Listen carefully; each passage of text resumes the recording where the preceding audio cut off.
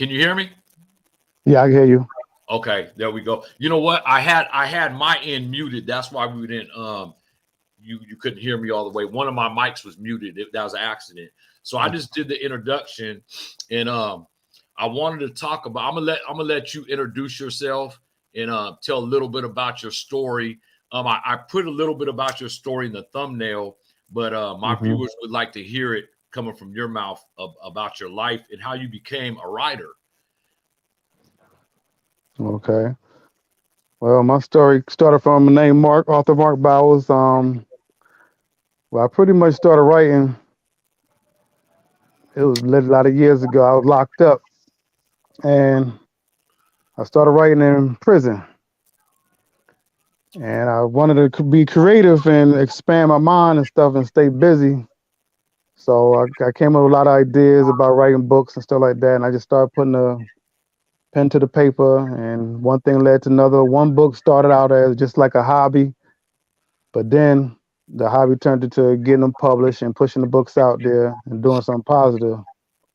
So I came from a rough background with abusive father. You know what I'm saying? Tied us up, blindfold us, just beat us with all type of different whatever you can find and stuff. So we came from a dysfunctional home and stuff like that. But through it all, I found my creative side through writing, and that was like my escape. So you said you started writing in prison. Yes. What did you're not from the West Coast, you're from the East Coast, actually. Yes. So where did you catch your case, and what was your case, and how much time did you end up doing in prison? Well, my case, I caught it. Me and a friend of mine, we robbed a armored car company down in Georgia, and we wound up getting. Well, I wound up getting 20 years, and he wound up getting 10 years For armored so, car. Yes. See, So, and you did how many years on the 20? I did a whole dub. Damn, you did 20 years. And Yeah, during just that, came home. damn, during that time in prison, what how many years did you have in before you started thinking, man, I think I'm gonna write a book? When was the first time you had the thought of writing a book? How long was you incarcerated before you started writing? Well, that started in county. Oh, you started writing books immediately before you was even sentenced. Yes, but really I was writing for just to pass time because I was bored and stuff like that. I said, let me just try to write some stories and stuff to free my mind from all the chaos I was going through. And I'm really surprised that I really couldn't focus without facing life without at the time. So I was surprised I could focus on even writing and getting stories out. Yeah, that's basically how I started writing, man. I had to get my mind away, and then it was a creative thing, but I wasn't planning on publishing no books. But then when I started letting people read it, and then I sent it home, people was like, "Man, you need to publish these books." Yes. And I'm like, damn. So it was a blessing during that 20 years of incarceration, because I also went to jail for bank robbery, 4 counts of bank robbery. And fortunately enough for me, I beat it on appeal. And unfortunately for me, I came home from that case and caught another case. So I didn't learn my lesson from the bank robberies, obviously. But my viewers are probably wondering how I met you. And it's a crazy story, man. And it's only God could have did this, I think. So when I was in prison, I was in Donovan State Prison. And I met a Crip guy from LA. And his name was Mark Bowers.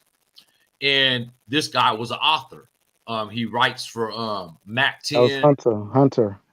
Huh? Hunter? Yeah, he was the Crip guy. Yeah. No, I was neutral. Yeah, you was neutral. So I met this guy. No, I met this guy named Mark Bowers when I was in prison, though.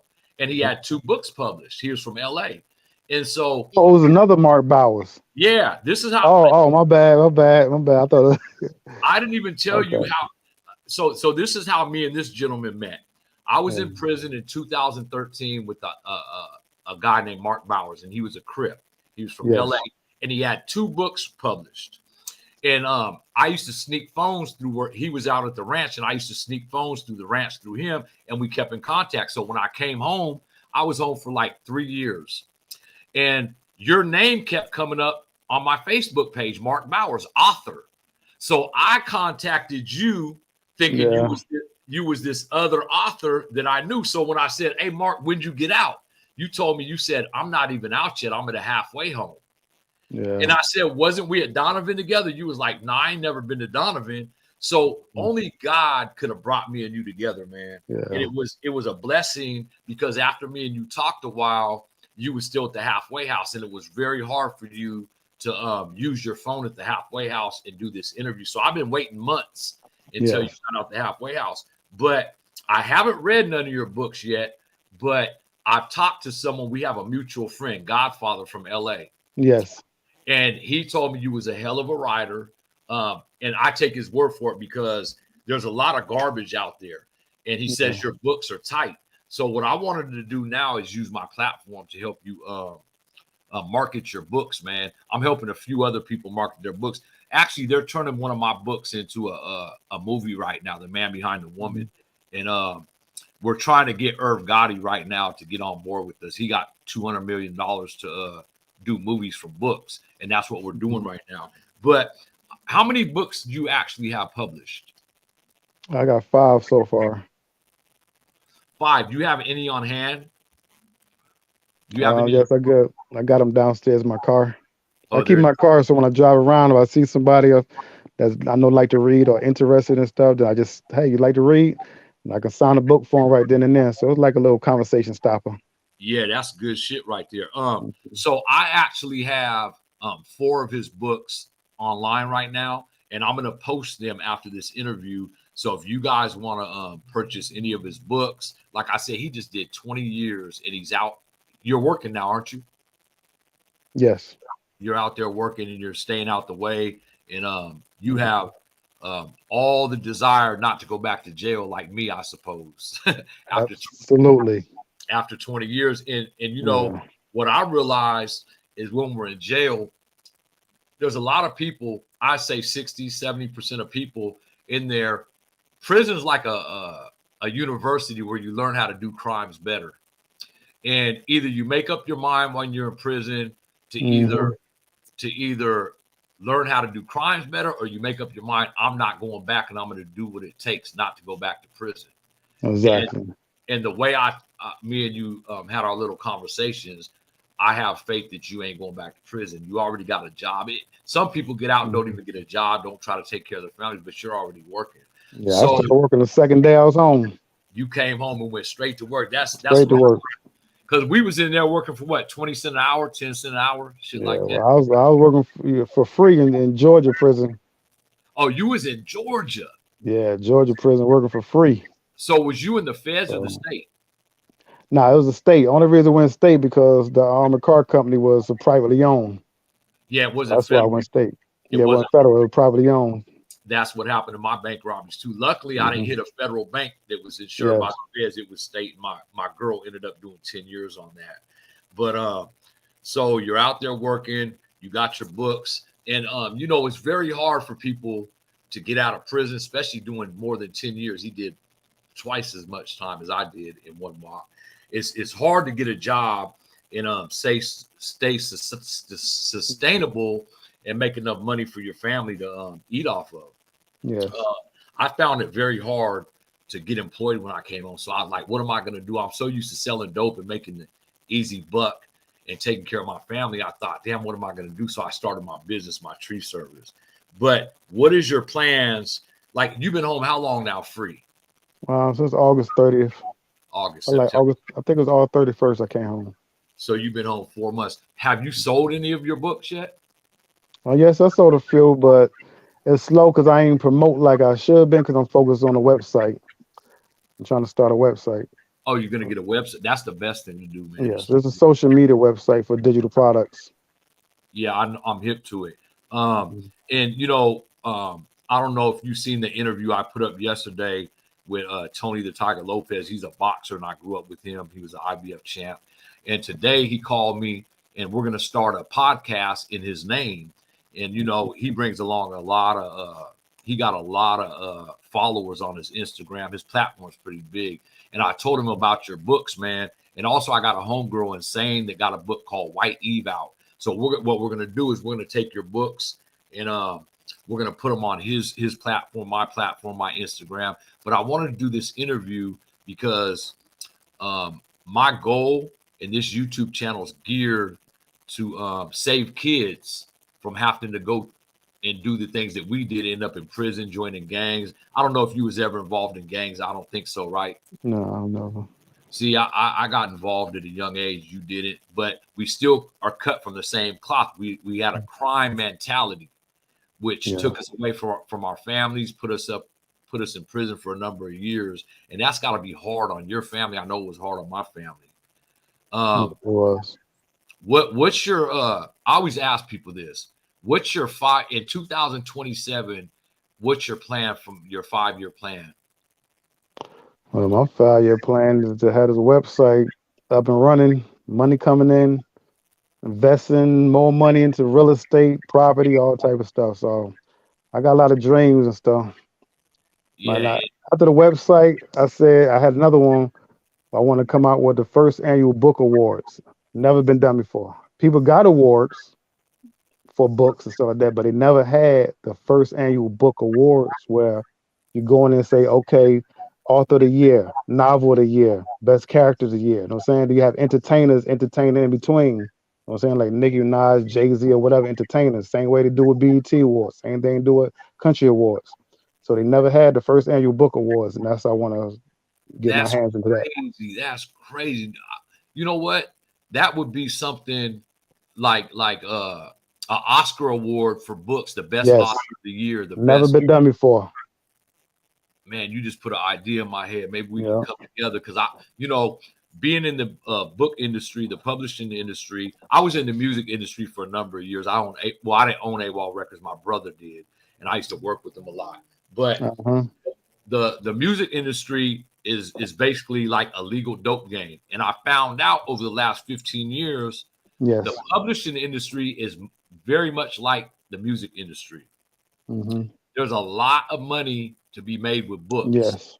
Books turn into movies, but I'm gonna tell you something. I'm a marketing genius, and you have to have the right marketing to sell. You could have the best, like Godfather.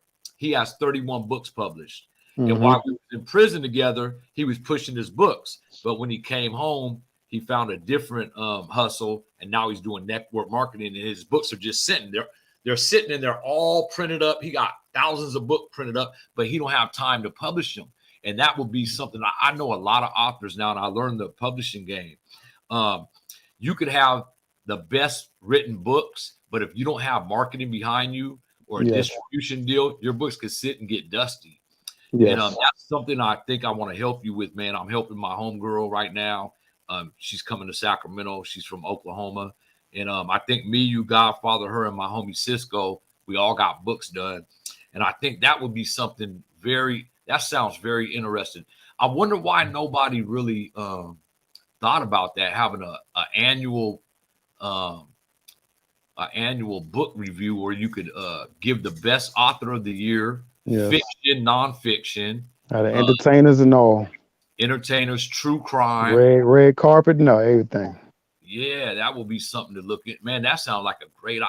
See, your mind is like mine, man. It's like to progress in life. And if that's something that was never done, I'm sure we could get backers to make that happen. Yes. I know a lot of people in California in the industry, even in Hollywood. My cousin writes for the sitcom Blackish. He's the head writer for Blackish. And he rubs elbows with all these cats, man. That's something interesting. I want to ask you something, Mark.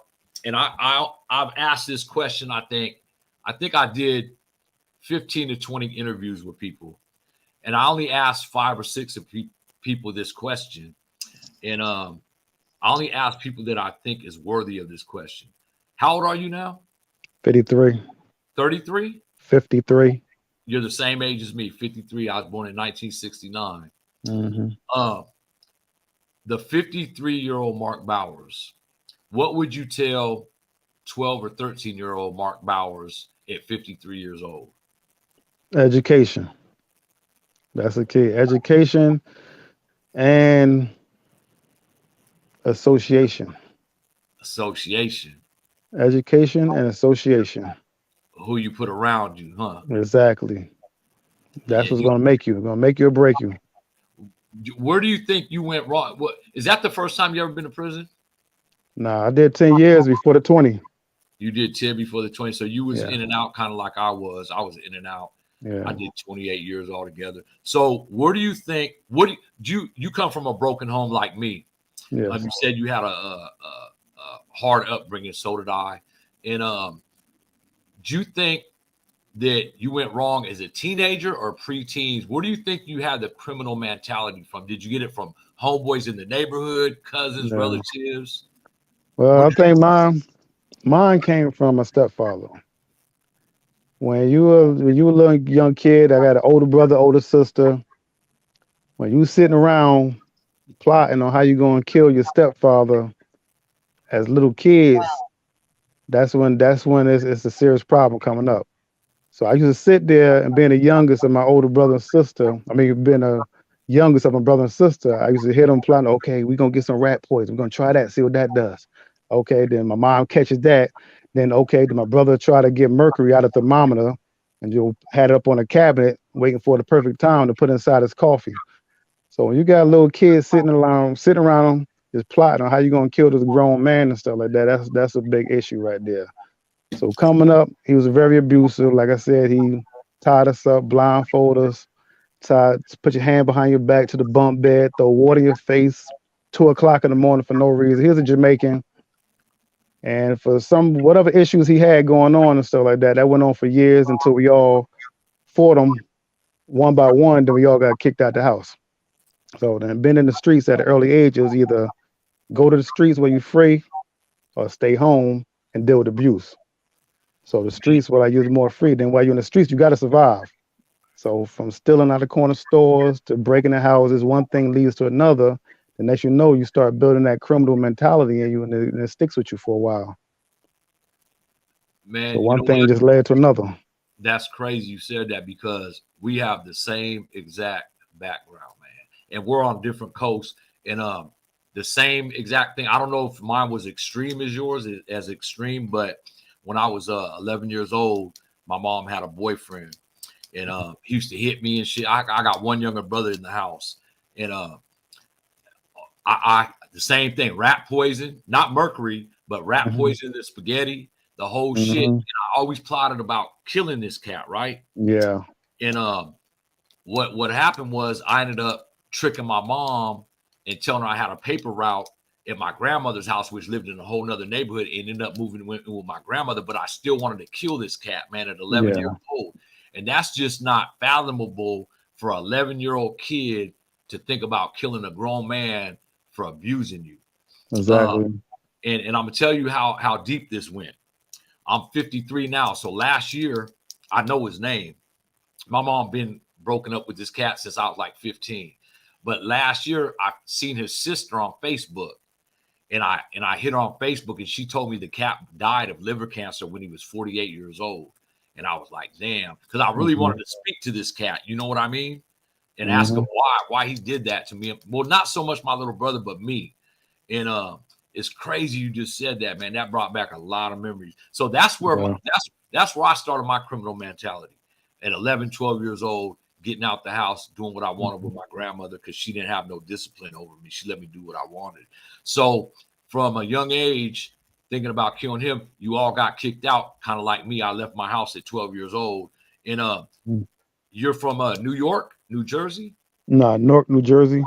North New Jersey. So you started being in the streets, going to the streets at what age? About the same age you. About 11, 11, 12. 12. Yeah. And what was out there for you? What caused Well, you what was out there when you first touched the streets? well, one thing is out there trying to find a place to lay my head. That was the first thing I had to find. I Uh-huh. know I'm hanging out with all the kids and stuff, but once the street lights start coming on, and they going in the house one by one, and I look around the projects. Well, that's when I was in self-boarding projects back then. It's Uh-huh. like a 3-story project. So when I see all the kids going in, I got to find a place to lay my head because I wasn't going back home and stuff. So either I go in an abandoned building and projects, or I might go up to the senior citizen building and check all the doors until I find an empty apartment, or I might shoot over to the airport. Now it's called Liberty Airport in Newark because it's only about like a couple miles away. So wherever I could lay my head to get out of the cold or whatever. So that brought you to committing crimes to feed yourself, right? Yes. So at 11, 12 years old, do you think your criminal mentality progressed, say between 11 and 17? And Most definitely. how did it progress? Like, was you in juvenile system? Was you ever caught up in the juvenile system? Yeah, not for long though. I got caught trying to steal out the store a pair of sneakers one time and stuff. Dude chased me out the store, caught me, went to juvenile, but I ain't stay long. It was like a little slap on the hand. Yeah, same with me. And so it progressed until your early Yes. teens and your early adulthood, I guess. Yeah, one thing just led to another. So the kids watching this that are gonna see this after I edit it, that's a strong message right now, right there, man. 11, 12 years old. Um, looking at my kids are grown now, 23, 27 years old, but I couldn't imagine even putting my hands on my kids. And for an adult man Yeah. to tie you to a bed, throw water in your face, it's like I went through the same shit. I have blow dryers thrown and cracked in my head, punched, thrown in the river when I was fishing with them and shit like that. And it's like I can't even, me and you in prison, when we come across dudes that did that to kids, we try to kill them. Yeah.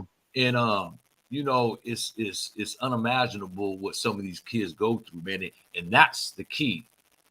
Your home life. If your home life is jacked up like me and his home life, it puts you out there you get in a survival mode. And in the streets in California, survival mode, you turn to gangs. Gangs become your family. And then you learn how to steal cars, steal out of stores like shoes, like he said. Then it progresses. Once you go to prison or jail for the first time, you meet other guys in your same situation. I never thought one time, bro, I would ever be a bank robber. And I seen someone in jail that told me how much money he got out of 2 banks. And I was like, man, I'm going to try that. And I did. Got away with 4 of them, and then we got cracked. But it all started out 11, 12 years old like you, man. And it's sad to say that our moms couldn't see that, or maybe they was so in love with the guys they was with, they just didn't care. And, women out there need to know, man, your kids come first before any man, even before their biological fathers. Exactly. It's important. Home front starts with the woman, with the mother. And it's unfortunate that some of these kids do turn to gangs and end up doing 20 years in prison for armored car robbery. Did you get away with it? No. You got caught red-handed while you was doing the job, huh?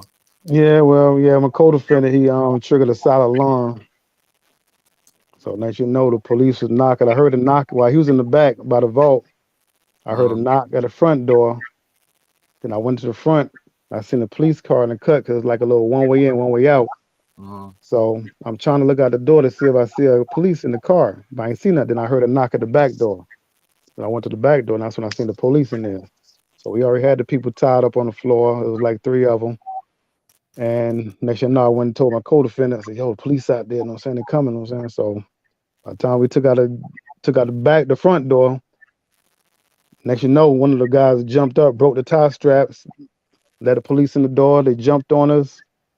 Probably about 3 blocks later, you had everything was out there. Sheriff, county. It was in Glenn County, so you had everything coming at us. And did you go to trial? Well, they was forcing me to go to trial because of my record. So basically, they're trying to give me 6 life sentences plus 6 years without parole. That's what they was coming at me with because of my jacket. And you was in your early 30s when that happened. Yes.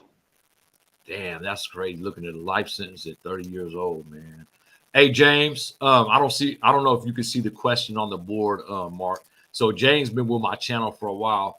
What's up, James? No, Mark is from New Jersey, man. He ain't from Sacramento. If you didn't catch the beginning of this video, you could go back and check it out. We talked about where he's from, how I met him. But he does have 5 books published, and I'm gonna put his I didn't have time to go to his Facebook and his Instagram to get the links, but I'm gonna get his links if you guys want to purchase his books. So what's the name of your books? Greed is one. Yes, I got Straight Hater. Straight Hater. No Remorse. No Remorse. Until Death Do Us. Till Death Do Us. Taste for Revenge. Okay. So these books are already published and printed up, right? Yes. So what's the retail on them? What's the retail price on your books? It's different prices. Some is $7, some $6, it's some $9, different prices. So you're actually we'll talk a little bit more about this off when we get off here, but he's actually giving away his books. Mm-hmm. My book right now is $25.99 for the ebook. And I've learned about marketing and publishing books, and the going rate for an author just starting out, the bottom line on a book for an author that's not known is $19.99, and basically $6.99, $7.99. You guys got to consider how much it costs to print up, plus his writing. It took him a long time to write these books. So we're going to put a link up if you guys want to purchase any of his books. Our channel will pay for the shipping and handling if you order 2 or more books. If you order one or one book, then you're gonna have to pay for your own shipping. But Prison Yard TV will pay for shipping and handling if you do order more than one book. I have pictures actually of all your books in my Instagram and in my email, but I had a lot to do today and I had to rush home because I knew this interview was scheduled for 7 o'clock. I didn't have time to post his books. Actually, I had one of his books as a thumbnail, but I changed it. Wait, did I change it, or is I think one of your books is the thumbnail. I believe one of his books, I think it's it ain't Greed, it's the one with the yellow tape. What book is that? That's No Remorse. Yeah, No Remorse is actually, if you guys want to look at the thumbnail, that's one of his books. And what we're gonna do at the end of this interview, I'll put a link up if you guys want. They're on Amazon. If you guys want to purchase one or more of his books, they're on Amazon. So, my friend, what he does, he got 31 books published, and what he does, if you buy one of each of his books, he gives you a half price to buy them. But your books are so cheap right now. I mean, you're selling them really cheap, man. $7.99 is really, really cheap to buy. You can't buy nothing for $7. You can't even buy a pack of cigarettes for $7.99 no more. Yeah. And you're kidding. How many pages is your book's average? I think the longest one is Straight Hater. Uh-huh. That's probably about 300 some pages. No, I think it's probably more than that. They got the longest one is Straight Hater. Then you got No Remorse at the second longest. Second longest is No Remorse. I'm gonna get his book so I can. I'm from CV Circle, Sacramento. What's up, Thuddy Ibarra? Yeah, you're not too far. You went to McClatchy, huh? I went to the same school as you. If you went to McClatchy. So Mark, you said state education and association is the thing you would tell your 12-year-old you. Are you a religious man? Yes. You are. You a Christian? Yes. You're a Christian like me. So I've been asked that question when I was in prison. What would I tell the 12-year-old? And it's basically the same. Education comes first, man. Listen to your mother and your teachers, even if you don't agree with your mom as a youngster. But my answer to that is always keep your ear open and your heart open for that man up there, because he will speak to you. I was fortunate enough to really actually hear God speak to me. And ever since then, I've been changed. I think your foundation is most important in your home life. And if you listen to God, he won't steer you wrong. And I want to thank you for coming on my channel, man. I wish we had a little bit more time so we could have did a pre-interview. But the main reason why I wanted you on here is to promote and market your books, man. And I have them. As soon as we get off, if you guys want to purchase his books, there'll be a link up. And the link is from Amazon. Wait, can they purchase your book directly from you? No, from Amazon. From Amazon, they can't actually purchase it from you. No, they're all on Amazon. Yes. And you have them all printed up, ready. They're ready to go, right? Yes. Okay. Yeah. So I'll put the link up to Amazon, man. And I really appreciate you coming on. I know this was a last minute thing, but I do want to help you, man. And like I said, I was supposed to be down there last month and do a book signing. Me and these two other authors, and I wasn't actually all the way ready, but one of the other authors couldn't go because he's on parole. He's on federal parole. So we're trying to get that ready. We plan on coming to the East Coast February 16th. I have to be back by February 24th because I'm going to Hawaii for my birthday. So we're trying to get out there in February. Are you familiar with Mark Bowers? I mean, Mark Bowers. Chad Marks. Chad Marks now.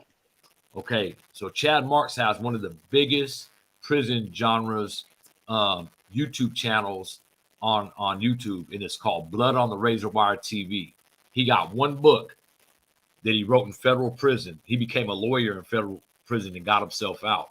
And his book is titled Blood on the Razor Wire TV. And I already spoke to him about you because he's out there with you. He's in New York. He's in Rochester, New York.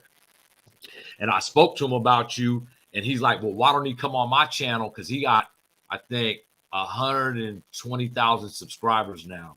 He like, why don't you promote his book off my channel? I said, well, you're gonna have to do an interview for that. So I didn't tell you about this before we got on here, but what I'm gonna do is when we get off here, I'm gonna give you his number. We'll call him on the three-way, and he would like to have you and speak to you on his channel and promote your book. He sold a lot of copies of his book, man, and I was fortunate enough to get it, read it, and it's crazy. It's all about federal prison, though. His book's about Big Sandy, and I'm sure your book has some kind of trueness. Is it true crime books? You got fiction books or nonfiction? No, they nonfiction. Nonfiction books. That's what sells the most nowadays. Nonfiction, man. Fiction books is a hard category to get into. You got to have a mind. You got to have a very creative mind to write fiction books. Nonfiction also. So yeah, Mark, I want to thank you. Do you want to tell my viewers anything before we go? I want you to give them your Instagram, your Facebook, and how to get a hold of you and look you up. Okay, both it's all the same name, Author Mark Bowers, for my Facebook and my Instagram. Author Mark Bowers on his Instagram and his Facebook, and he does have his books. You can check them out. I got a lot of comments and questions on here, but I really don't have time. I wanted this interview to stay within 45 minutes. We're at 33 now. I will answer your guys' questions after we log off. I'll give you guys James, I hear you. Thuddy, I hear you. Smurf Nacho, I tried to call you earlier and you didn't answer again, bro. I need to talk to you. I want to get you on here. This week I'm pretty busy though. I want to thank you, Mark. And you guys got his Instagram and his Facebook. And I'll hit you later on, Mark. I'll probably hit you tomorrow. Oh, we got a collab on that first annual book awards. Ain't been done before. Yes. We got a collab on that. I forgot to mention. Got to shake the world with something new. So he just told me this 30 minutes ago. Well, you tell him. You tell him your idea. Yeah. Well, the idea is basically the first annual book awards. Never been done before. And it's basically like the Oscars, how you see the BET Awards, how you see the Country Awards, Music Awards, how you see the Teen Awards, how they have entertainers in between. We all come together and had a first annual book awards where authors get a chance to have Oscars and get nominated for their books. Best covers, best characters in the book. You know what I'm saying? Best authors of the year. They get awards, have entertainers entertaining in between. Same thing they do with the other BET Awards or any other awards. Never been done before. There's no better marketing than that. If exactly. Even up-and-coming authors, if they get on the list, you will market your book. That is, man, that idea right there, it shocked me when you said that. That shows you how creative this guy's mind is. So we're going to try to push that. We're going to try to push for the first annual book awards. Exactly.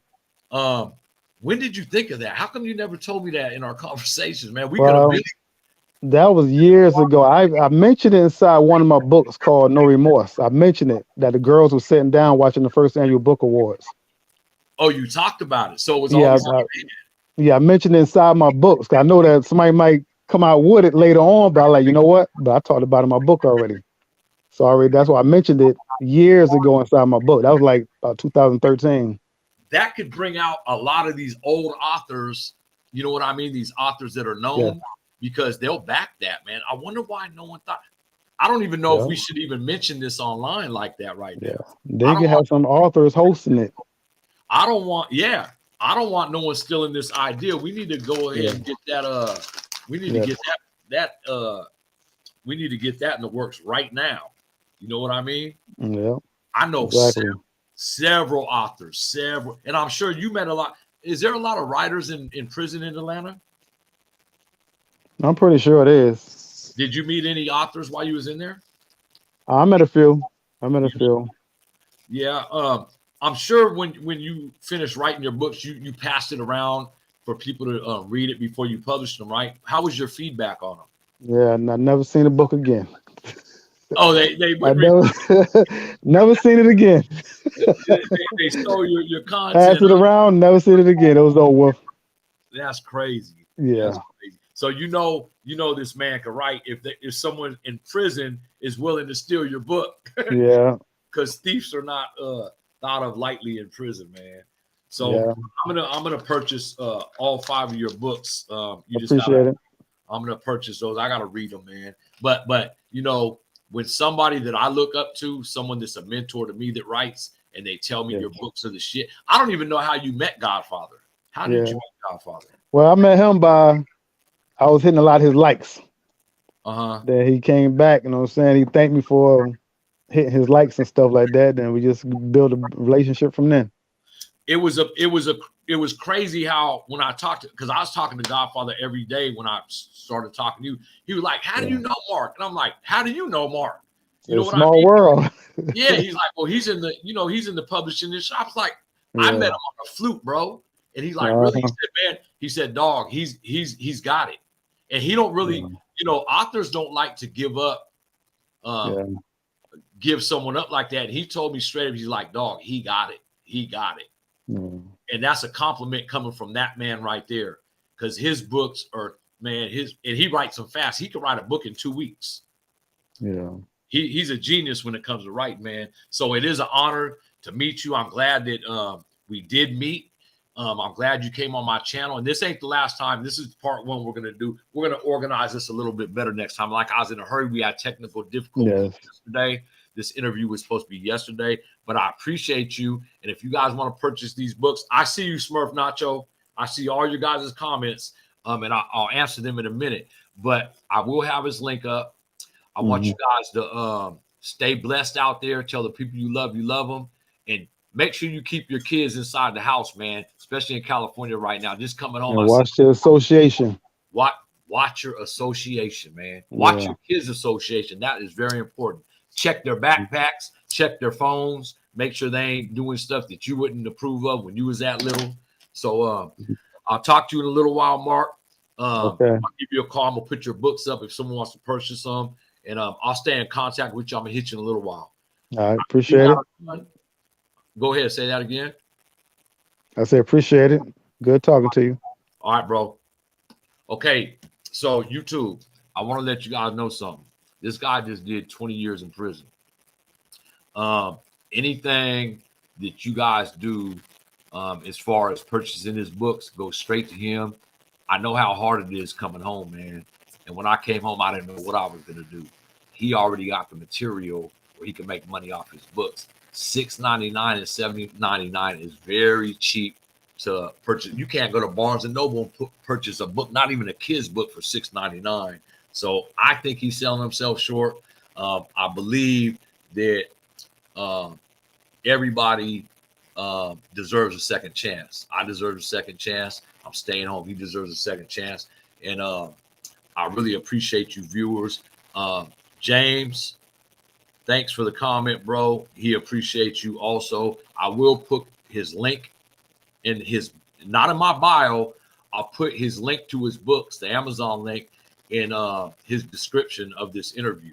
So if you guys want to check that out. And also, I want to tell you guys something else.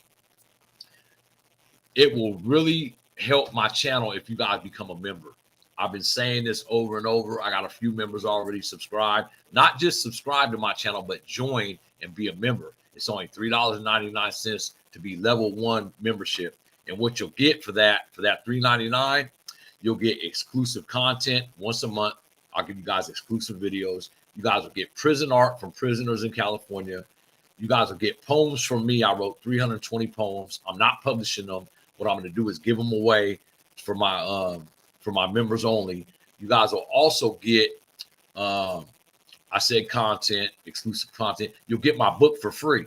You'll get an ebook, The Man Behind the Woman, if you guys become a member on my channel. It's only $3.99. You guys can become platinum members for $49.99. I'm not expecting that. But hit that join button and spend $3.99 and become a member of the Prison Yard TV. I appreciate you all, and I'll see you guys next. Matter of fact, I'll see you guys Thursday. I got a surprise video for you Thursday. It's about something I went through in prison. See y'all later. Stay blessed.